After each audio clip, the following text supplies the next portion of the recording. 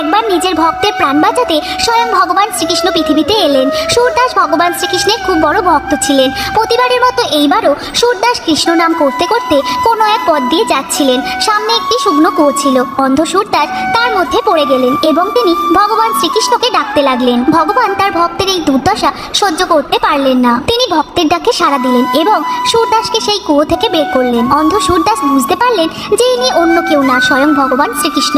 এরপরে ভগবান শ্রীকৃষ্ণের দিকে যখনই সুরদাস হাত বাড়ালেন, তিনি ধীরে ধীরে সুরদাসের হাত ছেড়ে সরে যেতে লাগলেন। তখন সুরদাস বললেন, আমাকে দুর্বল ভেবে তুমি আমার হাত ছেড়ে দূরে চলে গেলেও কিন্তু তুমি আমার ভক্তি ভরা মন থেকে কখনো দূরে থাকতে পারবে না। লোককথা অনুযায়ী কৃষ্ণ যখন সুরদাসের সাথে প্রথম দেখা করেছিলেন তখনই সুরদাসের দৃষ্টি ফিরিয়ে দিয়েছিলেন, কিন্তু সুরদাস তখন বলেছিলেন, আমার এই দৃষ্টি তুমি ফিরিয়ে নাও, কারণ আমি তোমাকে ছাড়া আর অন্য কাউকে আমার এই চোখ দিয়ে দেখতে চাই না। তাই ভগবানের যারা ভক্ত হবে কমেন্টে অবশ্যই জয় শ্রীকৃষ্ণ